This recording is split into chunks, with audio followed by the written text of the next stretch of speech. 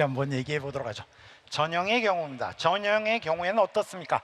해보시면은 이미 준비하신 요소들이 있습니다. 학생부 교과냐, 학생부 비교과냐, 또는 수능이냐, 논술이냐에 따라서 이미 주전형들은 정해져 계십니다.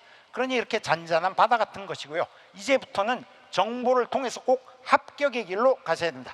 그래서 제가 전형별로 소개를 드릴 텐데요.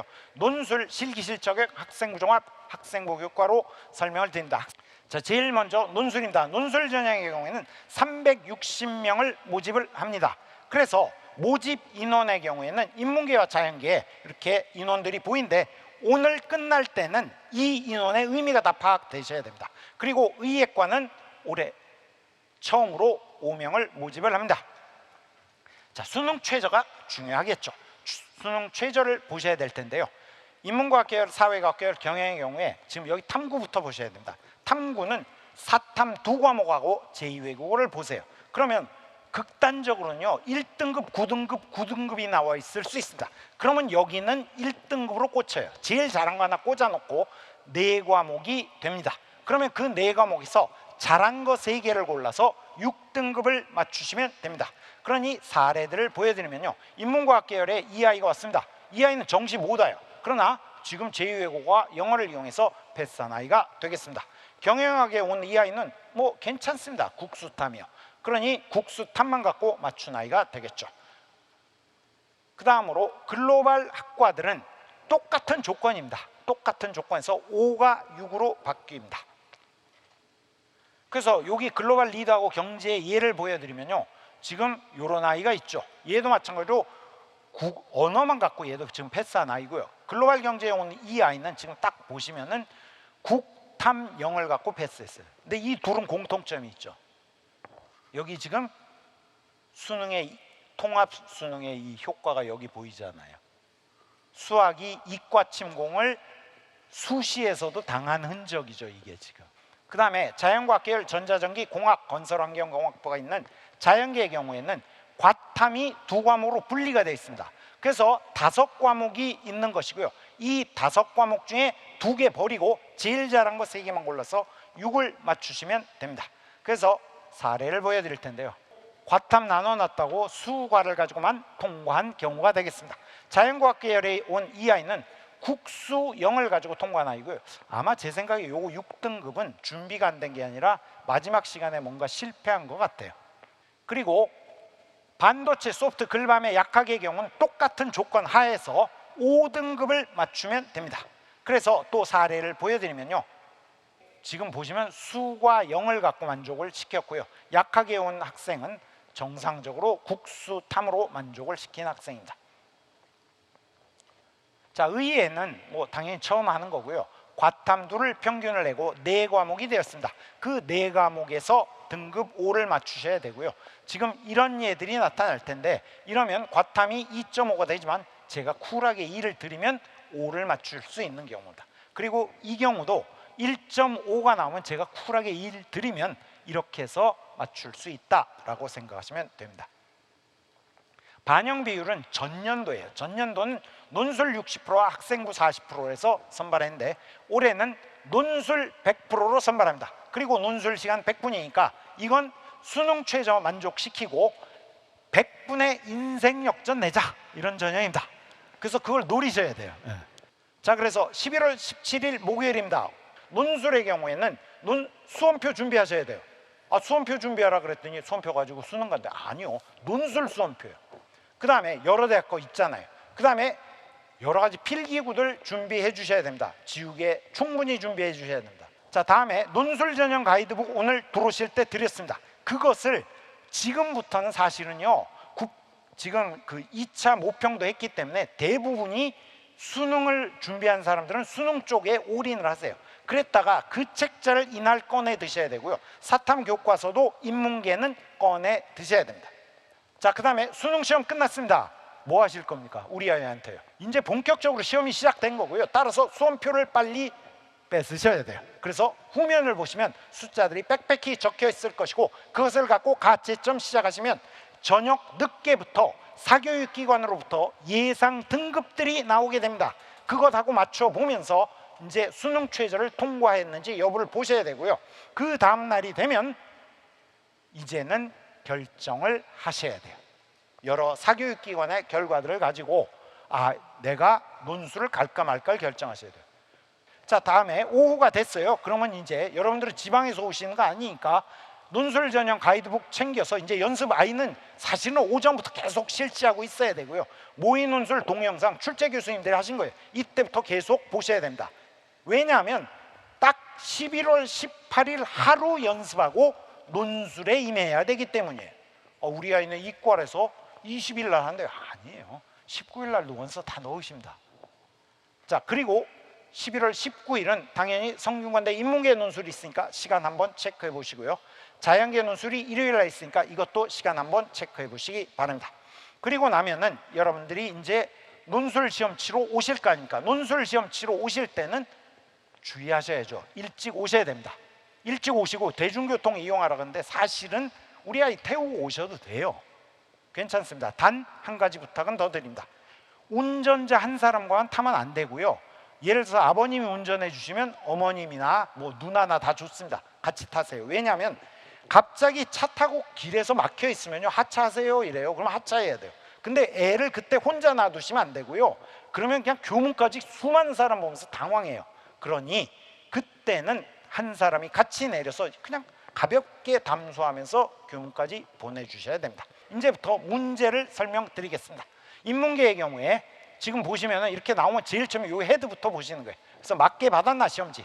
두 번째는 문제를 보시면 제시문이 몇 개인가, 주제가 무엇인가를 파악을 해야 됩니다. 그리고 나서 제시문을 읽기 시작할 텐데요. 제시문은 사회문화 교과서에서 나오는데 여기가 지금 제일 중요해요. 요 4. 작년에는요 3에서 5라고 돼 있었는데 올해는 3에서 4로 바뀌었습니다. 이 얘기는 뭐겠어요? 제시문의 길이가 길어진 거예요. 이제는 국어가 우리 아이들이 굉장히 능력이 늘어서 자연스럽게 제시문의 길이가 길어지고 있습니다. 여기 아버님들 많이 오셨는데요. 꼭 우리 아이 수능 문제 한번 풀어보세요. 국어를 풀어보시면 우리 아이 5등급 받았다고 막 뭐라 그러시다가 갑자기 우리 아이의 얼굴이 환해 보이면서 야, 너는 국어 잘하는구나 이렇게 됩니다. 진짜 어렵습니다, 국어가. 자, 그리고 2번의 경우에는 데이터가 주어지거나 그래프가 주어집니다. 그러면 그걸 이용을 해서 분석을 해야 돼서요. 그래서 그 분석 결과를 갖고 비판을 하거나 설명을 해야 됩니다. 그리고 3번의 경우에는 이제 자신의 입장을, 두 가지 입장이 있으니까요. 그 중에 하나를 선택을 해야 되는데 이때 튈라고 하시면 안 됩니다. 우리 아이들 가끔 튈라 그러면요, 그건 손해가 나니까 논리적으로 생각해서 내가 둘 중에 내 개인 입장과 상관없이 내가 무엇을 정당화한다고 입장을 정하면 정당화해서 더 점수를 받을 건가는 냉정한 판단을 해줘야 됩니다. 자, 1번 그래서 요약형이고 2번은 비판적 평가형 설명형, 3번은 의견이나 대안 제시형이 되겠습니다. 그리고 지금 요 답안지는 나눠드린 책자의 뒤에 꽂혀 있어요. 그래서 그때 잘라서 사용하시면 됩니다. 그리고 일찍 혹시라도 사용하시게 되면 복사해서 사용하시면 됩니다. 자, 그리고 인문계의 경우에 글씨 좀 잘 쓰셔야 돼요. 그리고 이런 거야 당연한 얘기고요. 요 점은 주의하셔야 됩니다. 이제는 창의성 뭐 이런 거 없는 논술이 성균관대는 아니에요. 정확히 논리 구조로만 하셔야 됩니다. 국어의 독서, 수능 국어의 독서부터 시작된 논리 구조다라고 생각하셔야 됩니다. 자, 그래서 논술 실제 답안 공개해 드립니다. 이건 합격한 답안입니다. 일단 글씨 잘 썼습니다. 이거 들여쓰기 한 거 보십시오. 그리고 제가 이게 문단 나누는 것들 보면요, 아주 훌륭한 답안입니다. 그러니 두 번째 장도 보면 훌륭하고요.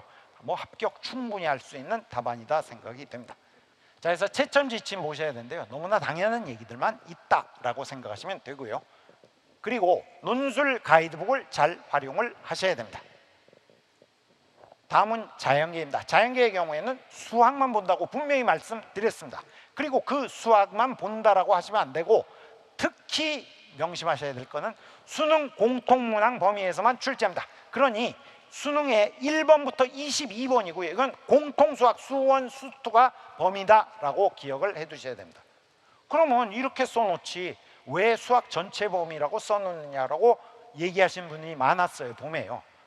저는 출제 교수님들 안 믿습니다. 저도 출제해봐서 알거든요. 교수님들은요 도대체 고등학생들이 어디까지가 범위다 이 개념이 없으세요. 그래서 출제하셨다면 넘어가세요. 그 제가 그렇게 써놓을 수가 없어요.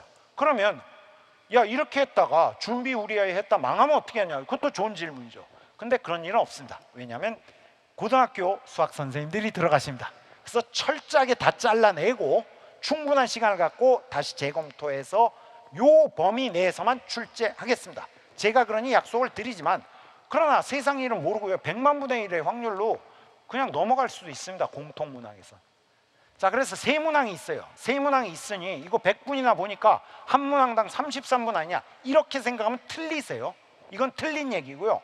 여기 지금 보시면은 소문항이 9개, 10개입니다. 근데 소문항이 많으니 이래서 한 10분 정도 아니야, 그것도 틀린 얘기예요. 왜 그러냐면요, 이 소문항 중에 우리 아이가 5분 이내 논술이 되는 게 있고요, 안 되는 게 있어요. 긴 건 길다라고 생각을 하셔야 됩니다. 그래서 시간 관리를 굉장히 잘해야 됩니다. 자, 그래서 자연계 시험지 보여야 됩니다. 자연계도 마찬가지로 여기 해도 보고 아 내가 문제 제대로 받았나 보셔야 됩니다. 그리고 나면은 딱 문제에서 아 제시문 몇 개짜리고 소문항 몇 개짜리다를 읽으셔야 됩니다.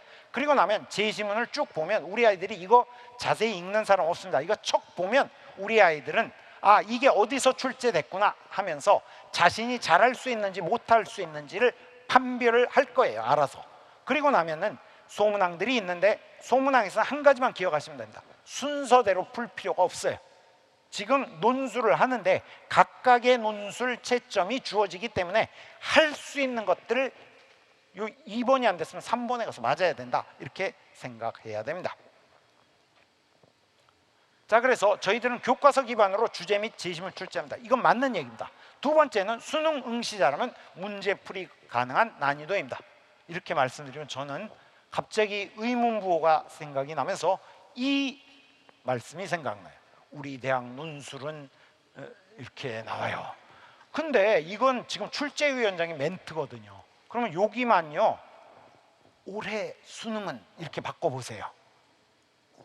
출제위원장님들의 이거 아주 상투적인 멘트죠. 이렇게 하세요. 이거 맞아요. 그런데요 이렇게 딱 읽고 나면 우리 아이는 표정이 저렇게 바뀝니다. 네. 한번 생각해 보십시오. 수능 수학을 공부를 얼마나 많이 하는데 만점이 몇 프로 나오나 보세요. 거의 없잖아요. 실제로 어렵다 이거죠.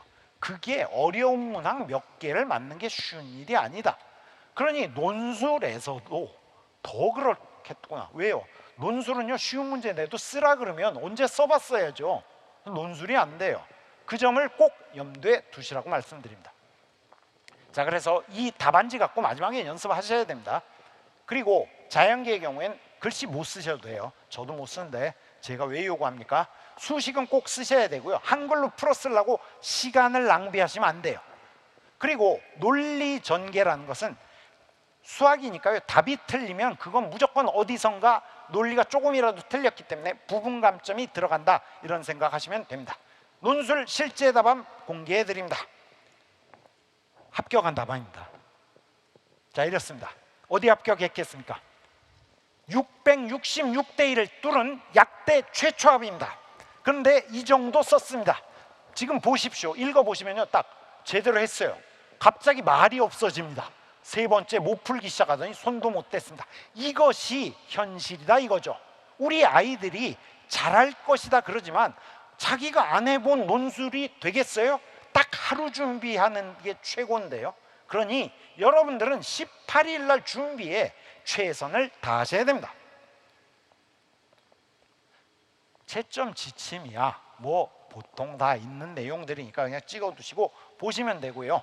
그 다음에 꼭 이 논술 가이드북 잘 활용하시고 교수님들이 해설한 강의 동영상도 한번 18일에는 꼭 보셔야 된다고 말씀드립니다. 다음에 9월이 되면 원서 접수 꼭 하시고요. 그리고 나서 수능을 잘 쳐서 수능 최저를 만족시키셔야 됩니다. 그리고 논술 와서 논술을 잘 하시고요. 합격자 발표 최초합은 안 되셔도 괜찮아요. 네. 역시 추합이 제맛입니다. 그래서 꼭 추합에 붙으셔야 돼요.